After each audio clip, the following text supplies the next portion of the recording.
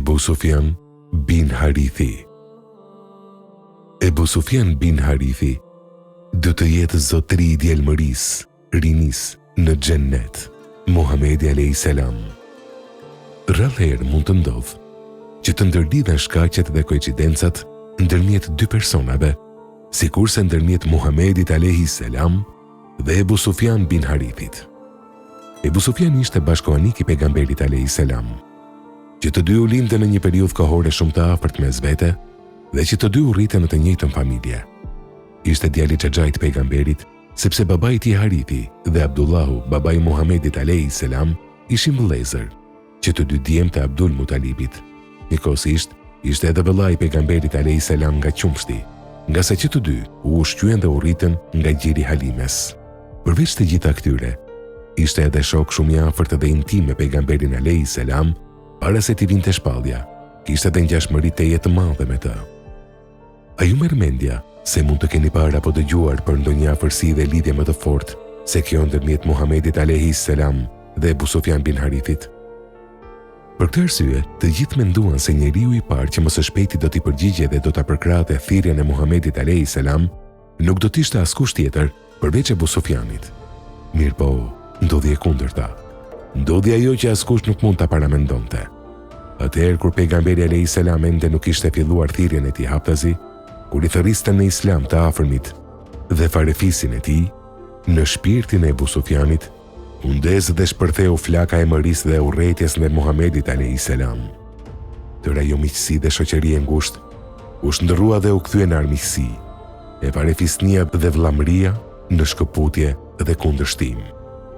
Atë botë, kur zbriti shpallja hyjnore, Ebu Sufjani ishte njëri ndër kalorësit më të njohur të Kurejshitëve dhe ndër poetët më të famshëm e më me nam ndër ta. Mirë po fatkeqësisht, ai tër fuqinë e tij fizike dhe atë të fjalës e orientoi në luftë dhe fyerje kundër Muhamedit a.s., kundër fesë islame dhe kundër muslimanëve në përgjithësi. Çdo luftë që zhvilluan Kurejshitët kundër të dërguarit të Zotit dhe çdo e keqe që binte mbi musliman, Ebu Sufjani patjetër do të ishte iniciator dhe ndezës i tyre.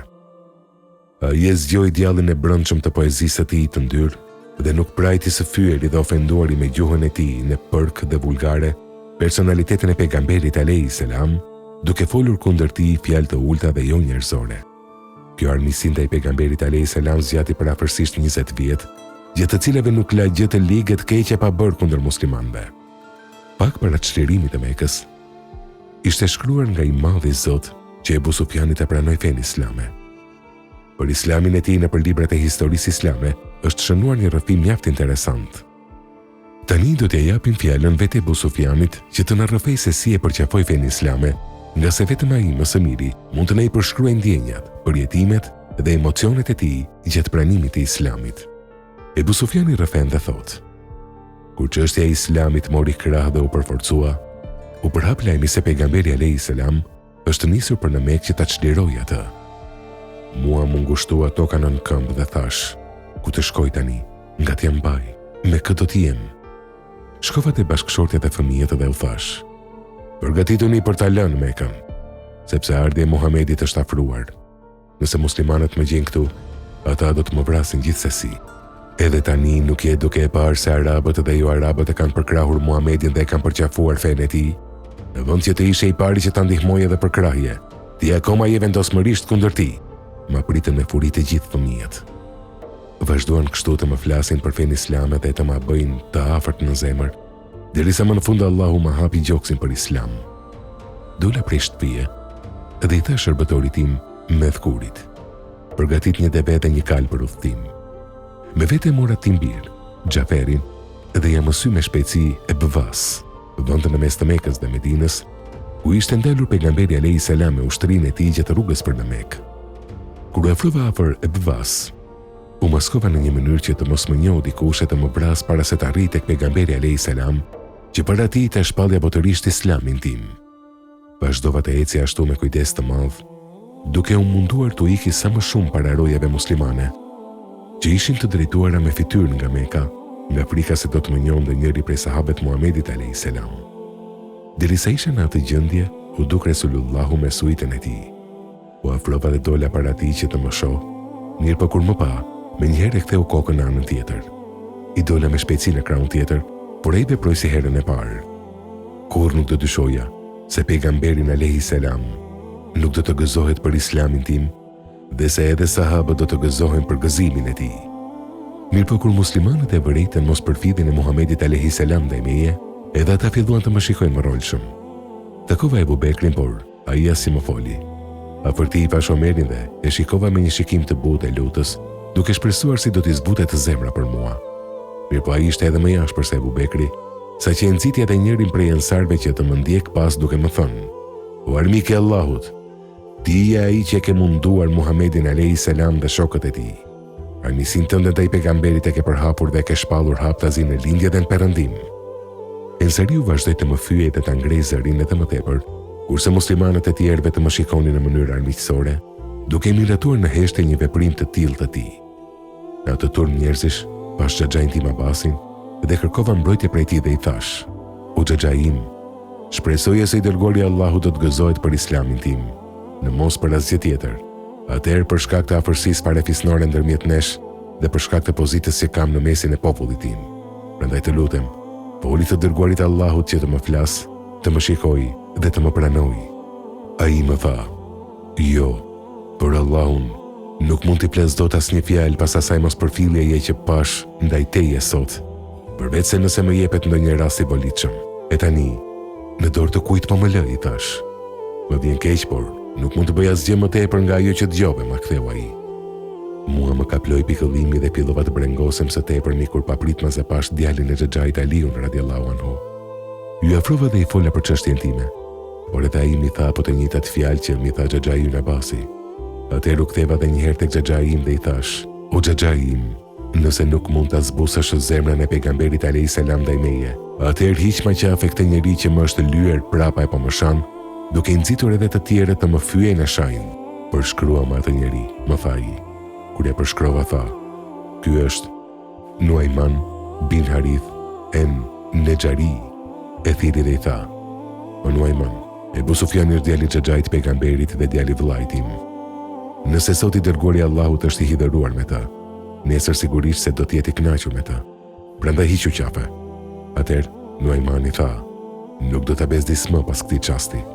Kur Muhamedi alayhi salam arriti në Xhahfe, ula me birin tim Xhaferin, mu para tendës së tij. Kur doli i dërguari alayhi salam nga tenda e tij dhe më pa, e largoi fytyrën me shikimin e tij nga unë. Mirë po megjithatë, unë nuk e humbja shpresën dhe në çdo vend që ai ndalej, ulesha pranë tendës së tij. Vazhdova kështu për një kohë derisa gati më humbi shpresa dhe durimi dhe i thash të shoqes: "Për Zotin, ose i dërguari i Allahut do të më pranoj, ose unë dhe ky djalë do të tretemi diku në përshkret të tjera të pafundme, derisa të vdesim etjeje dhe urije."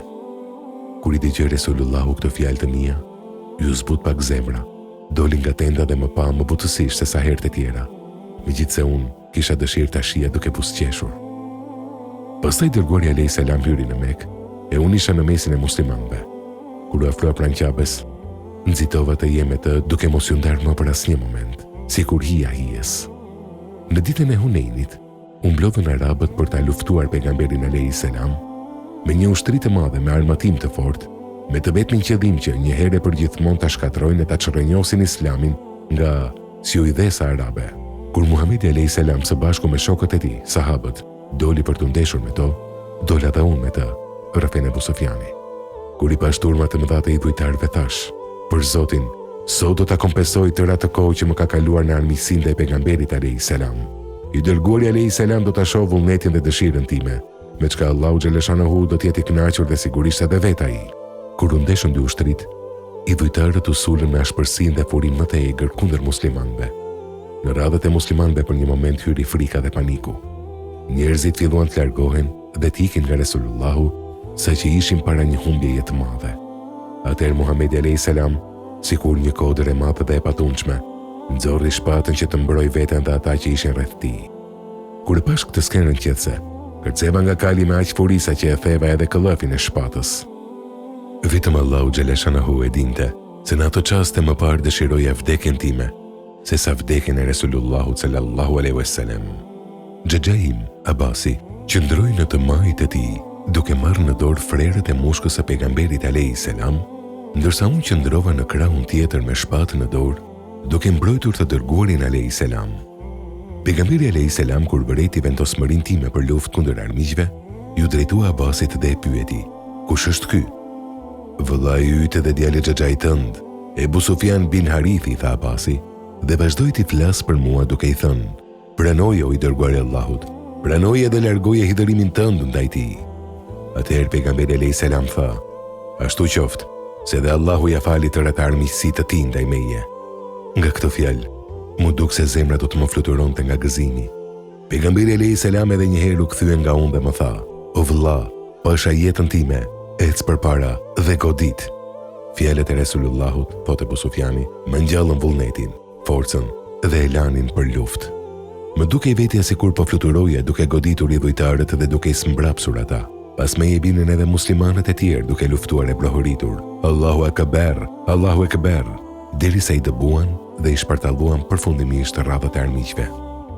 Pas luftës së Hunenit, Ebu Sufjani jetoi në hijen e kënaqësisë së shoqërimit me të dërguarin e Allahut xhaleshanuhu, mirë po, kur nuk e ngriti shikimin e tij në fytyrën e Resulullahut, nga se turprohej kur e kujtonte të kaluarën e tij të hidhur në ignorancë dhe sjelljet e tij jo njerëzore ndaj Muhamedit alayhis salam. Ebu Sufjanin e brente ndjenja e pendimit për ditët e tij të zeza në ignorancë, i privuar nga drita e Allahut xhaleshanuhu dhe e librit të tij, Kuranit. Për këtë arsye, ju fut me përkushtim të madh mësimit të Kuranit ditën dhe natën, duke lexuar ajetet e tij dhe duke u thelluar në studimin e tyre. Me tërqenien, u largua nga kënaqësitë dhe të mirat e kësaj bote, duke u afruar pranë dritës së Allahut xhaleshanuhu, saqë një ditë pejgamberi alayhis salam kur e pate kynte në xhami i tha Aishës: "A e di kush është ky, o Aisha?" "Jo, i dërguari i Zotit", ja ktheu ajo. "Ky është djali xhaxhait tim, Ebu Sufjani", i tha ai. "Shikoje, ai gjithmonë i pari hyn në xhami dhe i fundit del prej saj." Kur pejgamberi alayhis salam kaloi në jetën e amshueshme pranë mëshirës së Allahut xhaleshanuhu, Ebu Sufjan bin Harithi u mërzit shumë për të, ashtu siç mërzitet nëna për të birin e vetëm të saj dhe qau me lotët e të dashurit për të dashurin e tij. Duke thurur në të njëjtën kohë një elegji, kaside të dhimbshme dhe pikëlluese, e cila preku thellë ndjenjat e çdo besimtari. Gjatë kohës së sundimit të Farukut, Omerit radhiyallahu anhu, Ebu Sufjani ndjeu se i është afruar fundi i jetës edhe vete nihu varrin ku do të varrosej. Nuk kaluan as 3 ditë të plota dhe erdhi momenti për ta dorëzuar shpirtin. Vetëm ca çaste para vdekjes, të shoqen, fëmijët dhe familjen e tij i porositi me këtë fjalë: "Mos qani për mua, se për Zotin, prej atij momenti që e kam pranuar fen islame, nuk kam bërë më asnjë mëkat." Pastaj shpirti i tij i pastër kaloi në ahiret. Namazin e xhenazës ja fali vetë Omeri radhiyallahu anhu, i cili u pikëllua shumë për vdekjen e tij. Edhe sahabët e tjerë u mërzitën shumë, nga se vdekjen e tij e konsideruan humbje të madhe për fen islame dhe për muslimanët në përgjithësi.